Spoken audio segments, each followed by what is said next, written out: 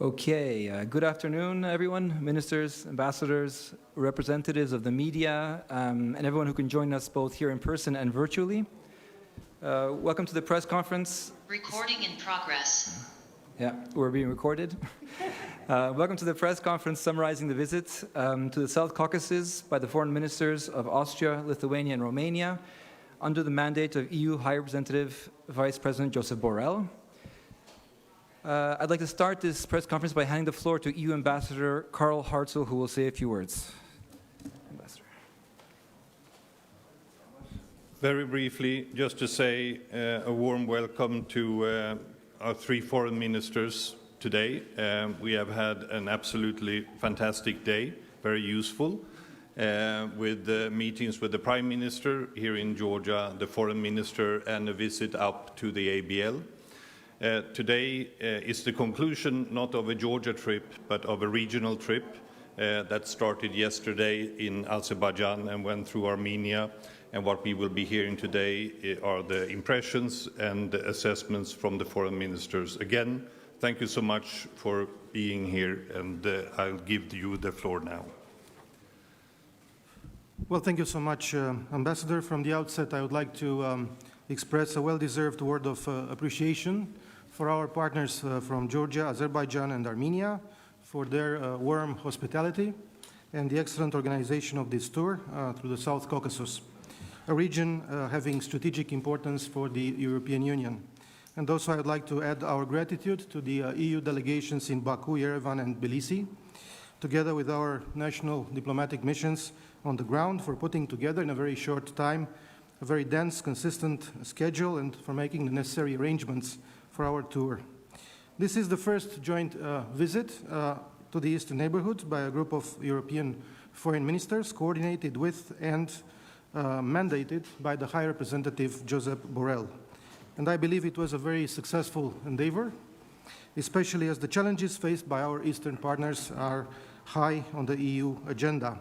And this tour allowed us to pass a message of European solidarity and engagement on behalf of the EU and the member states. At the same time, we conveyed the message of the EU commitment to prioritize the security, stability, and prosperity of all three southern Caucasus countries we visited, and the determination for the European Union to be more and more actively involved in the process of settling the protracted conflicts in this region, which has a geostrategic importance for the EU as a whole. Now a few words on the regional challenges. I recall that on behalf of Romania, already last year in October, I promoted the idea, which was supported by 10 other EU ministers of foreign affairs, of having an in-depth discussion at the EU level on protracted conflicts, which affect many of the countries in the Eastern neighborhood and have been hindering these countries' development perspectives for decades. As everyone can see, these conflicts have an extremely negative impact on the regional security and stability. They hamper the socio-economic progress and generate difficulties for the people living in the affected areas. In this context, it is particularly important to mobilize the EU attention on these issues, to identify the best ways of using EU instruments and cooperation formats to support the affected countries. We had insightful discussions last month at the Gimnich meeting in Lisbon, when we have decided to strengthen our political support to the Eastern partners. And this tour is, in fact, the first concrete follow-up to the discussion we had in Lisbon. We encouraged our partners in South Caucasus countries to make best use of the instruments provided by the Eastern Partnership Framework in order to strengthen regional cooperation to the benefit of peace and prosperity, and also ultimately to the benefit of the people. So in all three countries we have expressed support for the possible creation of a regional format, including all three of them with EU facilitation and support. In the timely discussion with our interlocutors in all three capitals, I have reaffirmed the view on the importance of their active involvement in the perspectives of the upcoming Eastern Partnership Summit. In view of this summit, it is essential to endorse a common ambitious vision on the Eastern Partnership for the coming years. While maintaining the inclusiveness of the partnership, we should be ready to reward the efforts of our most ambitious and committed partners, such as Georgia. but also Ukraine and Republic of Moldova. This is why we advocate for a flexible Eastern Partnership with a fine balance between inclusivity and differentiation. From Romania's perspective, as I proposed at European level, I will promote the need to develop a security dimension within the Eastern Partnership. We had in all three capitals substantial and very productive talks with our high-level interlocutors. In Azerbaijan, we met the President and the Foreign Minister. In Armenia, the acting Prime Minister and President. And here in Tbilisi, the Prime Minister and our colleague, the Foreign Minister, David Zalkalyani. We have also paid a visit to the administrative boundary line, where we were briefed by the EU-MM staff on the situation on the ground. And in this context, I would like to reiterate our strong support for the territorial integrity and sovereignty of Georgia, and to reassure that Romania will continue to contribute with personnel to the EU monitoring mission. We already have 23 monitors on the ground. In Azerbaijan, we have expressed the fact that we consider that this country has a key role in the stability and prosperity of the South Caucasus, and expressed the hope that the new EU-Azerbaijan agreement currently under negotiation would be concluded swiftly, and thus providing an updated, modern framework to further guide our cooperation. And we have agreed with President Aliyev to resume swiftly the negotiation process, and we hope that this agreement will be concluded by the end of this year. In Armenia, I have congratulated Prime Minister Pashinyan for his party's victory in the last Sunday's parliamentary elections, and commended the good organization and the democratic character of the elections, as highlighted by OSCE, ODIHR, and other international observation missions. I highlighted my belief that further modernization and democratization of the country through a continuation of the reform process already initiated by the previous government should become the new strategic objective for Armenia, capable of uniting the efforts of all political forces to the benefit of the Armenian people. In both countries, Azerbaijan and Armenia, we had in-depth talks on the current situation and on the perspectives of moving forward. Following the last year's military confrontation, we called for a constructive spirit and for rebuilding trust, because confidence-building measures such as those related to the release of all detainees and the handing over of all maps of mined areas remain a priority, and the EU is ready to continue to help and support such evolutions. So we underlined the EU readiness to provide support upon request on all matters that might lead to a negotiated, sustainable and lasting settlement of all pending issues. I have underlined the need for reconciliation between the two societies, which is a process which will take probably some time and a lot of efforts, but there is no other option. And we have also discussed about many other important components of the settlement. I will not go now into details about them. Now some words about our activity here in Tbilisi. I have congratulated Georgia on the progress in the implementation of the association agreement. We stand ready to further support the political association and economic integration of Georgia with the European Union. And I have also underlined that an inclusive political environment and further modernization and democratization are important for Georgia's European agenda. On this note, I welcome the decision of the opposition forces to accept their mandates in the new parliament as a first step towards normalization of the internal situation. At the same time, we consider that all political forces need to sign the April political agreement. And I also welcomed Georgia's approach towards peacefully engaging the population in the two Georgian regions affected by the protracted conflicts. Last but not least, I would like to reiterate Romania's strong support for the European and Euro-Atlantic aspirations of Georgia. To conclude, I would like to state again that this was a very successful diplomatic tour in the South Caucasus, and we will inform our EU colleagues and the High Representative Josep Borrell about the results during the next Foreign Affairs Council meeting in July, on the 12th of July. As you know, our joint delegation left together from Bucharest, and we are now returning together to the capital of Romania. This has shown that Romania is proactively engaged in the region, and that we have well-acknowledged contribution at European level regarding our eastern neighborhood and our partners. And I am glad that in this way we can come with a solid contribution to the realization of the European foreign policy. I am concluding by saying that for Romania, the fact that we managed to introduce this topic high on the agenda, the topic of protracted conflicts in our eastern neighborhood, represents a true diplomatic success because our country supports the stability and security of the states in the Eastern Partnership, and at the same time because the settlement of these conflicts represent for us a strategic priority objective. We will continue to advocate for closer ties with the EU and for more EU involvement in the region to the benefit of the future perspectives of all three countries, and especially to the benefit of the citizens who, I hope, were reassured these days about the EU support. Thank you so much, and I would like to ask my colleagues to... Thank you very much. Ladies and gentlemen, this trip by 3 EU member states to 3 important partners of the Eastern neighborhood, mandated by the High Representative Borrell, was a first. It was a first for us 3. It was a first for the European Union, and it was a first for the 3 countries we visited. But I think it was an extremely successful and good exercise, and we achieved what we came for. This was a trip in trust building. That was the first and main mission we came here for.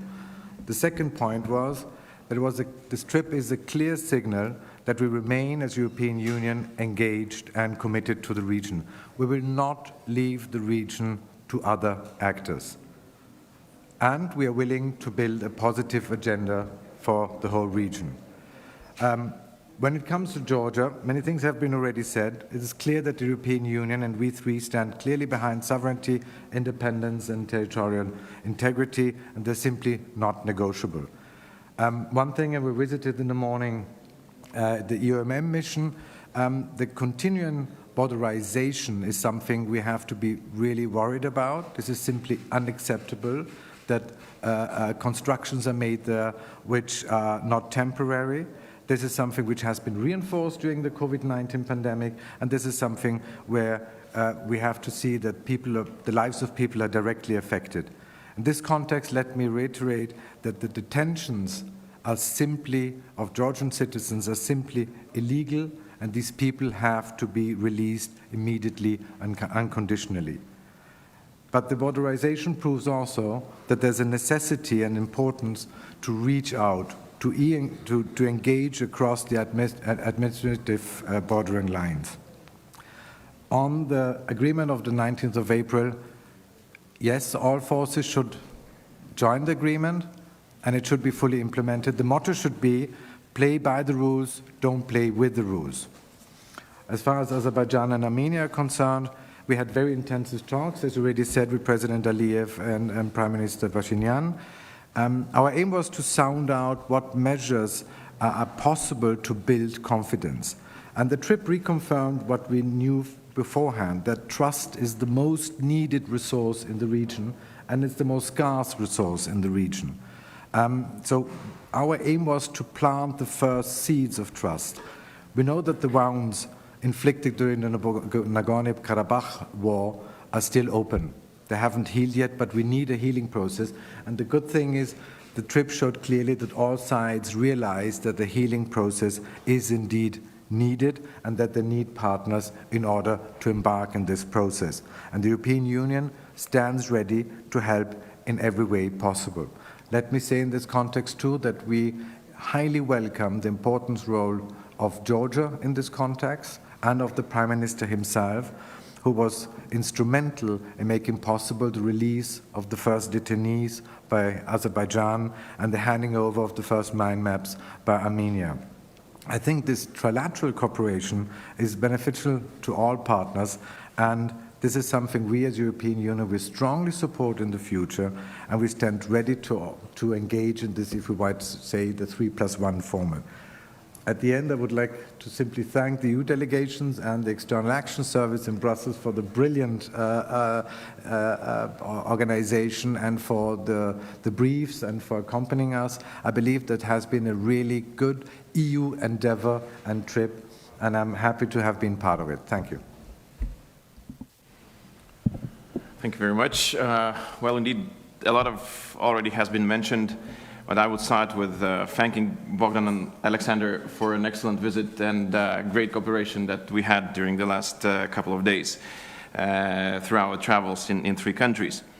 So I would like to take a glance a little bit about the importance of the region.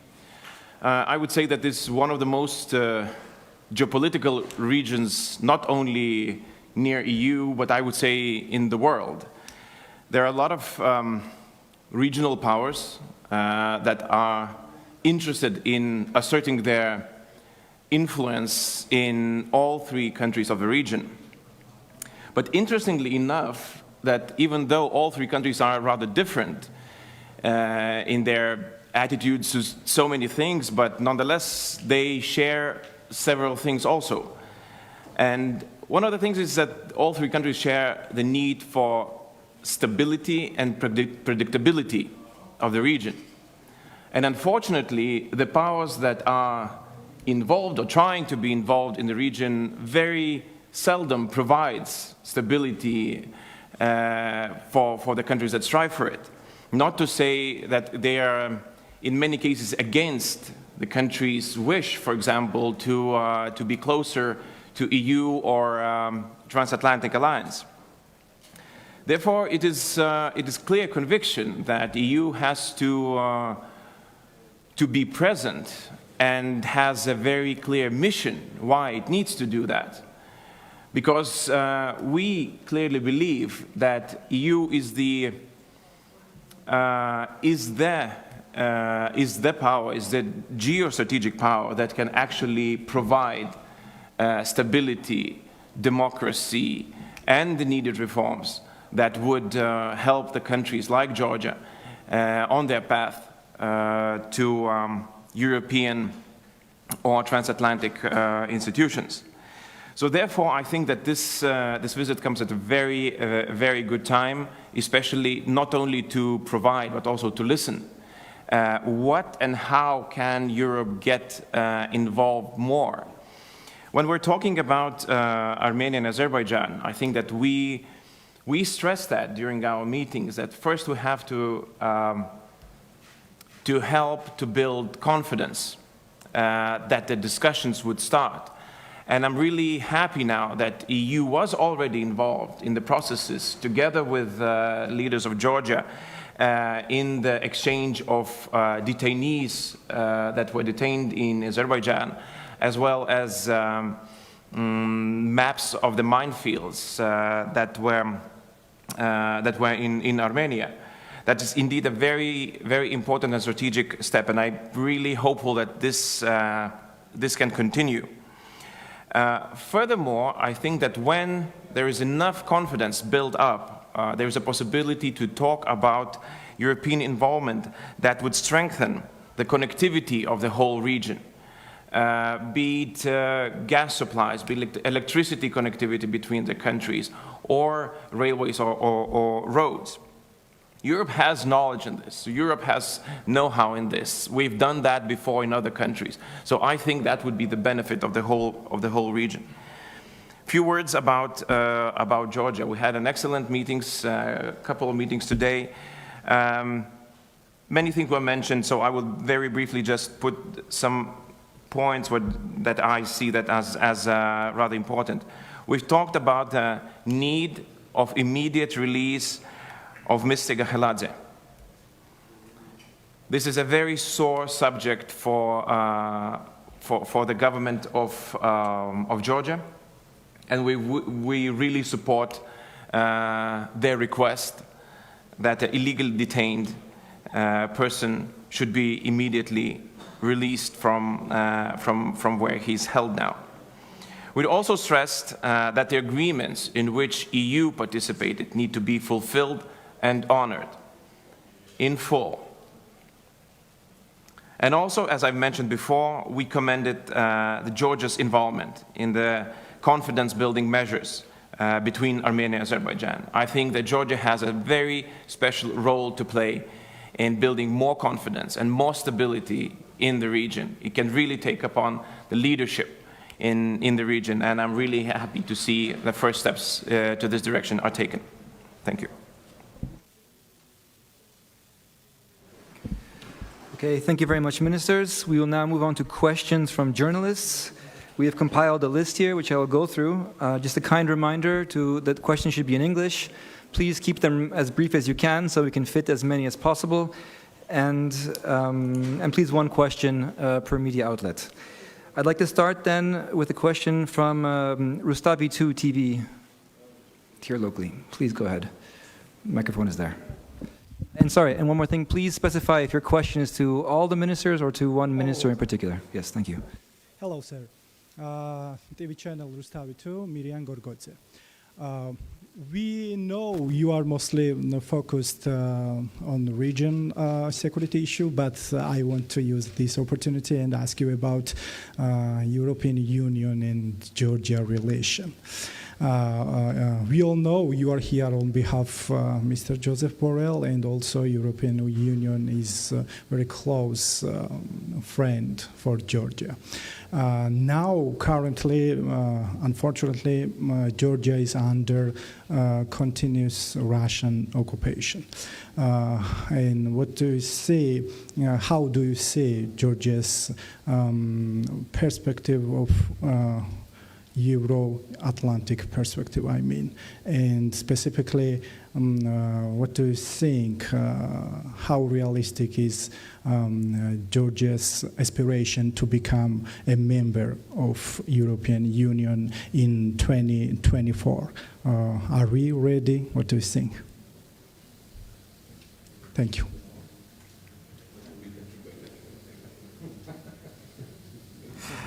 Just very briefly, because it's a question you can answer actually for minutes. We very much appreciate Georgia's ambition. That's a very good thing. This Euro-Atlantic ambition is something we fully support. We do have, for the time being, the Eastern Partnership platform, where we have a summit this autumn, which we want to make a success. Austria, as a neutral country, I cannot talk for NATO, but as far as the European Union is concerned, I think it's always free. Every country is free to apply. That's one thing where the treaties are very clear. We are currently embarked in an enlargement process in Southeastern Europe and Western Balkans, as you're probably aware. And I would say it's free to Georgia to apply, but what I wanted to underline is it's very good. This ambition is good. We will support it. And as you said at the beginning, that you are suffering from the Russian presence, I said very clearly, our trip here has the signal as well and the message, we don't leave the region alone, and we as European Union are not leaving it up to other actors. Thank you. Thank you. Well, I will be speaking in my capacity as the Minister of Foreign Affairs of Lithuania. Just a disclaimer. So as you well know, that Lithuania has always supported Georgia's European and transatlantic ambition. We consider that any country that meets the criteria has to have door open in Europe. We had this option. The Copenhagen criteria was very clear to us. We did the reforms that were needed, and now we're a member. And we think that the same rule should apply to all who adhere to the rules and conditions. Being said that, there are important steps for Georgia as well, meaning that Georgia has to continue on its path with the reforms. Even though you have many friends in Europe, those friends have also a checklist that we need to see that it's fulfilled. Therefore, please continue on that path, and that will help us help you in the future. Thank you. As I mentioned already during my introductory intervention, Romania is a very strong supporter of the European and Euro-Atlantic aspirations of Georgia. We stand by Georgia in all its efforts, including, when necessary, as far as the technical support is concerned. Today, during our discussion with the Prime Minister, I have mentioned that we appreciate the progress which was done in the implementation of the EU-Georgia agreement, association agreement, and the DCFTA. And we hope that, as my colleagues already mentioned, we hope that the reform process will continue in all areas. For instance, we have expressed appreciation for the progress and success achieved in the electoral reform, and hope that the reform in the justice system will continue and be completed in accordance with the requirements of the EU and the Venice Commission. At the same time, as my colleague, the Foreign Minister of Lithuania mentioned, it is important that, well, this process continues, and we are ready to continue to support Georgia in this effort. Georgia is not alone. Georgia has his friends along with Georgia, and Georgia can count on its friends. But the most difficult task is on Georgia's own shoulders. At the same time, as far as the Euro-Atlantic integration is concerned, I would like to point out the fact that the recent NATO summit, which took place on the 14th of June, includes specific references on Georgia's Euro-Atlantic aspirations. And I would like to point out the fact that the summit increased, through the decisions taken and included in the final communiqué, the support for its Eastern partners, for the aspirants for NATO integration. And if you take a good look and a close look at the text of the final communiqué, you will see there reiterated the decision taken during the Bucharest summit in 2008. So we very much appreciate within NATO the progress achieved by Georgia, and the road continues. Thank you. Okay, thank you very much. The next question will come from we'll stay with Georgia. It will come from the Georgian public broadcaster. Can you please come up with your question? Again, please keep it in English, brief, and specify if it's for all ministers or just one. Thank you. Thank you, Levan Akhalaye, Georgian public broadcaster. My question is for all three ministers. So you spoke about this topic in your introduction, so I will ask you to be more specific about the role of Georgia. Do you see the role of Georgia as a regional peace platform? And keeping in mind the latest developments with captives release, Armenian captives release, and of course the fact that you sum up your visit in Tbilisi. And one additional question, if I may, a little question about protracted conflicts in Georgia. Does you have new initiatives about this? Are there any talks about new formats, especially about when we are talking about conflict in Georgia? Thank you. Well, I will start briefly, and now we've decided that we will take each minister one question in order to have more questions. So very briefly, I think that indeed Georgia played a crucial role, because in my belief is that Georgia and Georgian people have a trust of other partners in the region. And that's very, very important when you're trying to negotiate anything, especially between the countries that have difficult time debating between themselves or trying to find a solution between themselves. And first success always breeds expectations. And I could say that the expectations are quite high, but they are manageable. That's a good thing. That means that we think that there is a good path forward. And I think that given time and given opportunities, Georgia can play a really crucial role in the region. Because now you have to admit that Georgia is a participant of Eastern Partnership. It's a participant of associated trio, and it's also a participant or non-formal participant of a non-formal group of trio in South Caucasus. So in general, it's a bridge, and I think that it's a unique opportunity that, given the help from EU and other partners, US, I think that a lot can be achieved, and I'm happy that we had this discussion today with the leaders, and that we see eye to eye on this. On the other hand, as to conflict resolutions, I would like to be more optimistic about this, but we have to understand that behind the conflicts in the region, in Eastern Partnership region, I think that a lot of times there's Russia's involvement. We sort of, everywhere we travel, we we have this feeling that there's somebody else standing in the room.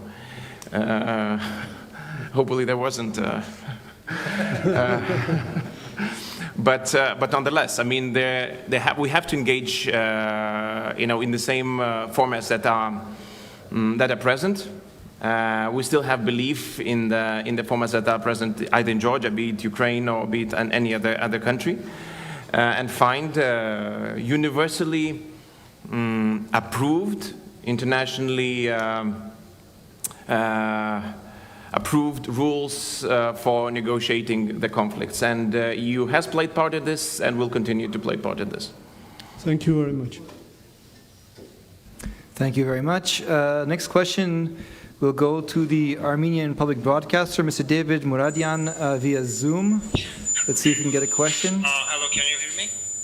Yes, we can. Again, please specify if your question, well, it doesn't matter anymore. Yeah, okay. Yeah, Please go ahead. Whoever answers from the minister, that would be fine. Thank you very much for this opportunity.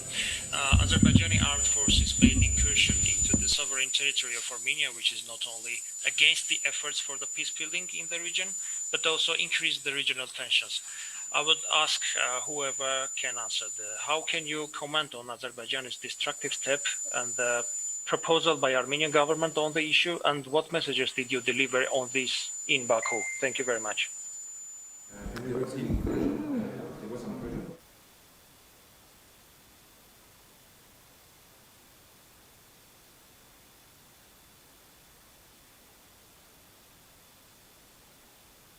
Very briefly, as my Romanian colleague already said, we don't want to go into details of our discussions in Armenia and Azerbaijan, but you're absolutely right. The issues there we have to tackle, which all are under the umbrella of confidence building, of delimitation, of demarcation, of disentanglement, and this was a major part of our discussions, but please understand that first we want to debrief our colleagues and the High Representative and see where we go from there before we spread it out in public. Thank you.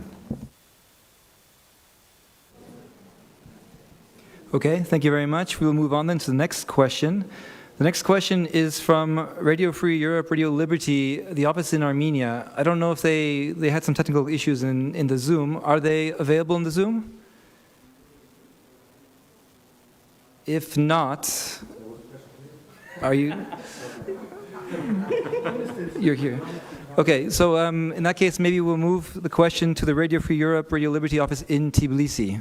Can you please come up and ask your question? Thank you.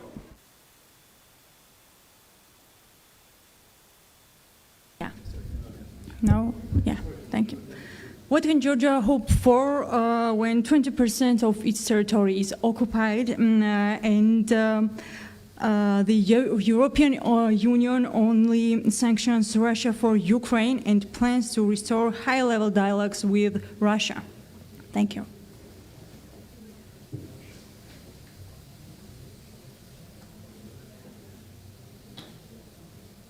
Well, it's a very good question because indeed today we have discussed about all facets of the conflict here well, what is important is to have a comprehensive approach to this conflict. On one hand, we have to support the integrity of Georgia, and this is what we are doing, including through this visit, and including through the visit that we have paid today at the administrative boundary line. And at the same time, I think it's extremely important that we combine all possible instruments that we have on our table in order to achieve progress in this respect. For instance, we have discussed today, but again, I will not go into far more details. We have discussed today about how to make, for instance, Georgia proper more attractive for the separatist regions. At the same time, we know that the Georgian government has a certain approach towards engaging without, of course, recognizing the separatist so-called authorities. And I think there could be more ideas in order to develop this, including as far as the economic attractiveness of Georgia for the separatist regions. On the instrument of sanctions, of course, we can, of course, think about that. We have this instrument being applied, and we are progressively developing the way it is applied. I would, for instance, make a reference here to the global regime on human rights, which the European Union just adopted and started to implement at the beginning of this year. So we will take a close look at that, but again, we need to discuss first with our colleagues in Brussels and in the other capitals. Thank you. Thank you. Thank you very much. Next question will be from Mr. Zumrud Pashkin from the Azerbaijan Press Agency. Mr. Pashkin is going to speak through Zoom. Please go ahead.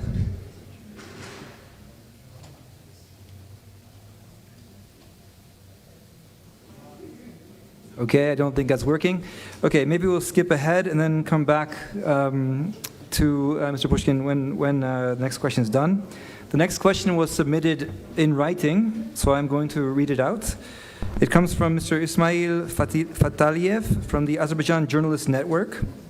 His question is, when is it the right time to include civil society organizations from both the South Caucasus and the EU in confidence-building processes in what is now the former North Nagorno-Karabakh conflict? Easy answer, yesterday.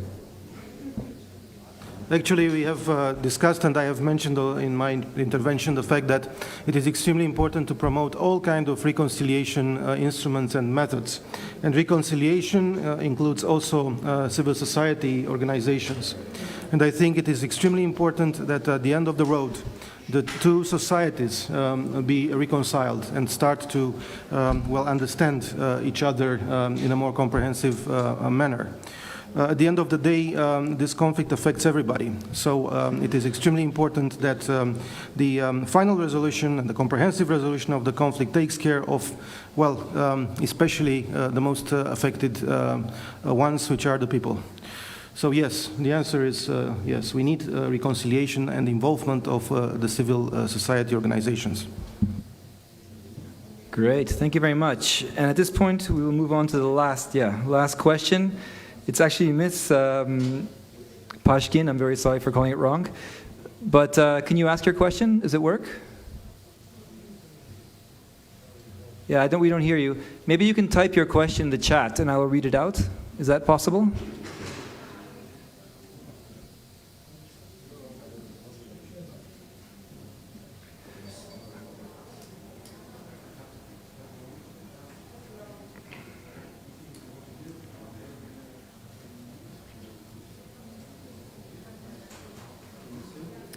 Yeah, but it's not typed yet. It's coming.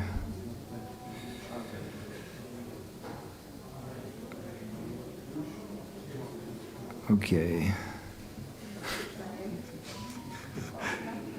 Okay, I think, is it working? Can you give us a thumbs up if you want to type the message? We can't really see anything. Can we move the chat box for a second? Technical crew?